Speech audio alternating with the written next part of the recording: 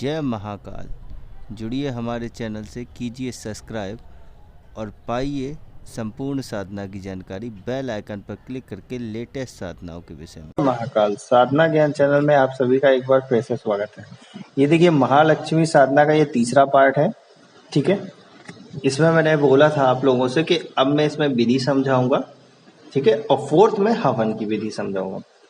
तो अब आपको दो विधियों में आपको ये समझ में आ गया कि आपको क्या क्या सामग्री चाहिए और पहले वाले फर्स्ट स्टेप क्या होता है साधना से। किसी भी साधना को मैं मान लेता हूँ XYZ, लेकिन और सेकंड स्टेप क्यों असफलता हाथ लगती है साधना में और क्या मुझे करना चाहिए, समझ गए। अब मैं इसकी विधि पे आता हूँ कि सबसे पहले आपको चाहिए लाल चौकी, लाल कपड़ा, लाल आसन, लाल वस्त्र। ठीक है, अब इसको कन्वर्ट आप पीले में भी कर सकते हैं, सब कुछ पीला भी चलेगा। घी का दीपक, कलावा। कलावा में आप लोग कंफ्यूज हो जाते हैं कलावा होता क्या है। तो जो आप लोग पूजा पाठ करवाते हैं, पंडित जी जो हाथ में बांधते हैं ना मौली या कलावा, उसी को कलावा बोलते हैं। ठीक है, और फूल चाहिए आपको खुशबू वाले डेली, मिठाई चाहिए, चंदन चाहिए, ठीक है, चावल चाहिए, आम की लकड़ी चाहिए, हवन सामग्री चाहिए, हवन कुंड चाहिए, महालक्ष्मी का यंत्र चाहिए, स्फटिक की माला या कमल गट्टे की, दो में से कोई भी, और माला हमेशा नई। इस पे एक साधक का सवाल आया था कि क्या मैं एक माला से सभी मालाओं का जाप कर सकता हूँ, सभी मंत्रों का जाप कर सकता हूँ क्या। तो इस पे मैंने उसको भी जो एक उदाहरण दिया था वो मैं आपको भी समझा देता हूँ। ग्रुप में सवाल था हमारे टेलीग्राम ग्रुप में, जिसका लिंक डिस्क्रिप्शन में रहता है। ज्वाइन करने का तरीका बहुत बार बता चुका हूँ, उसको नहीं बताऊंगा, है ना। तो जिसका लिंक डिस्क्रिप्शन में रहता है, तो उसमें सवाल ये आया था कि क्या मैं एक माला से सभी मंत्रों का जाप कर सकता हूँ। तो उसका मैं आपको समझाता हूँ। जैसे मान लीजिए आप खाना खाते हैं, तो आपके पास पनीर भी है, दाल भी है और सब्जी भी है और रायता भी। अगर इन चारों को मिक्स कर लेंगे और खाएंगे तो क्या होगा, वही सेम कंडीशन माला में हो जाती है कि मैं चारों पांचों शक्तियों को एक साथ मिक्स करके गड़बड़ कर दिया। तो जब मुझे मंत्र जाप करना है किसी भी साधना का, तो तब अब वो माला को या मुझे कौन सा याद रहेगा कि मैंने इससे कौन सी माला का मंत्र जाप किया था। और जब मैं करूंगा तो उस शक्ति को क्या पता कि वो मुझे ही बुला रहे हो या किसी और को बुला रहे हो। इसलिए माला अलग अलग होनी चाहिए। हाँ, अब इसमें क्या है, जैसे मान लीजिए आपने महालक्ष्मी साधना करी, ठीक है, तो लक्ष्मी जी की आप कोई भी साधना करेंगे तो उसी माला से कर सकते हैं। ये समझिए, ऐसे करके करना होता है। शिव जी की साधना करी या सावर मंत्र किए तो सावर मंत्र आप उसी से भी कर सकते हैं जो उनके रिलेटेड हो। माला होगी, यंत्र आपको सबका अलग ही अलग होता है, वो तो सभी जानते हैं। माता का एक चित्र चाहिए, फोटो चाहिए, वो आप नेट से निकाल लीजिए, जो भी आपको अच्छा लगे। उसके लिए कोई ऐसा नहीं, अगर आप बना सकते हैं, जो कोई होता है जिसकी काबिलियत होती है। मेरी राइटिंग तो बहुत बेकार है, ड्राइंग तो पूछियो ही मत कि मैं क्या लिखता हूँ क्या वो तो समझने वाला मुश्किल है ना। तो अगर खुद बना सकता है फोटो तो बहुत अच्छी बात है, कुमकुम से बनाइएगा, बहुत बढ़िया अपने लिए। मतलब अगर पेपर पे बना रहे हैं तो रेड कलर से बनाइएगा माता की फोटो, मजेदार। और उसके बाद आपको गणेश जी की फोटो चाहिए, गुरु जी की फोटो चाहिए और शिव जी की। दो गुरु जी या शिव में कोई अंतर मत समझिए, आराम से, ठीक है। अब ये साधना का मैंने बता ही दिया कि इस बार गुप्त नवरात्रि में दे रहा हूँ, ठीक है। अब साधना करने से 2 घंटे पहले, जैसे आप 9 बजे साधना कर रहे हैं तो 2 घंटे पहले आप थोड़ा बहुत कुछ हल्का खाना खा लीजिए, फल फ्रूट या जो भी को थोड़ा सा, क्योंकि वो 2 घंटे में पच जाएगा और 2 घंटे का आप साधना के में बैठने के लिए रिकवर हो। ऐसा मत करिए कि खाना खाते ही आप आधे घंटे पहले ही खाना खाया और बैठ गए, क्योंकि उससे रिकवर नहीं हो जाता। बॉडी की जितनी पावर लगती है ना, वो खाना पचाने में ही चली जाती है। सामग्री का मैंने पिछली वीडियो में बता दिया है कि पहले से ही तैयार करके रखना है। अब आ जाते हैं स्टेप। नहा धो के आपको बैठना है। जो आपकी दिशा होगी वो पूरब होगी या उत्तर होगी, दोनों चीजें याद रखना। पश्चिम या दक्षिण में मत करना, वरना कोई फल नहीं मिलने वाला इसका, ठीक है। अब अपना सबसे पहले आसन पे बैठते हैं, आसन को प्रणाम करना है, सुरक्षा मंत्र आपको करना है।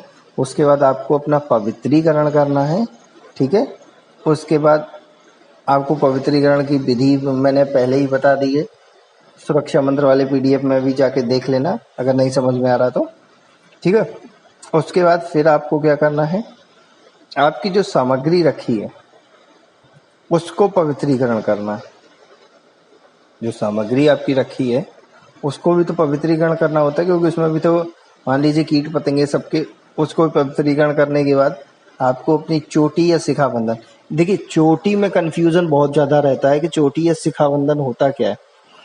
तो चोटी जो होती है, जैसे पहले के ज़माने में जब हम लोग पूरी तरीके से प्रॉपर सनातन धर्म को फॉलो करते थे तो एक हम लोग चोटी निकालते थे। तो चोटी जहाँ निकालते थे वो बीच में पीछे राउंड गोला होता था, जैसे लेडीजें जो निकालती हैं साधिकाएं, तो वहाँ तो उसको टच करना होता है और मंत्र पढ़ना होता है, तो वो होती है शिखा बंधन कि हम उसको प्रणाम कर रहे हैं, ठीक है। उसके बाद कुमकुम या चंदन जो भी है उस पर तिलक लगाना है, ठीक।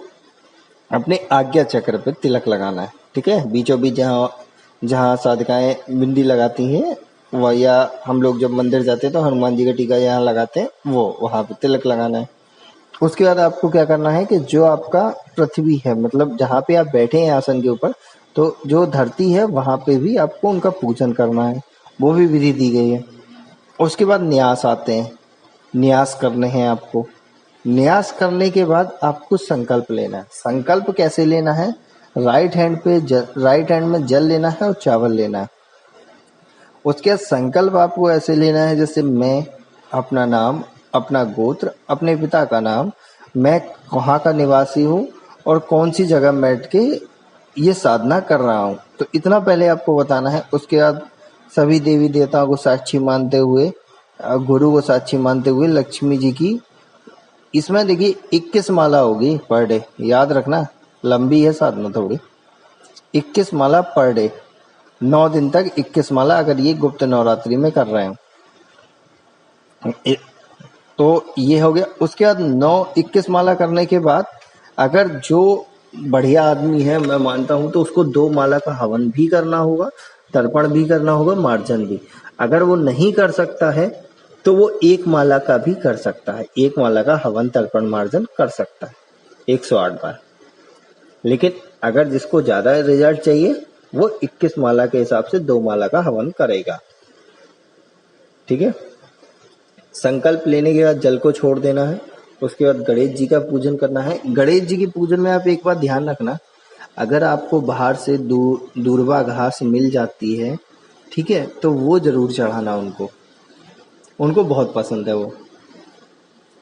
और बाकी अगर मोदक जो बना लेते हैं वो चढ़ाते हैं तो मज़ा ही आ जाएगा, पर वो थोड़ा टाइम ज़्यादा लगता है। और बाकी आप नॉर्मल जो गणेश जी का पूजन करते हैं वैसे करिए। उसके बाद गुरु का पूजन करिए। गुरु जी नहीं हैं आपके तो आप शिव जी का पूजन कर सकते हैं।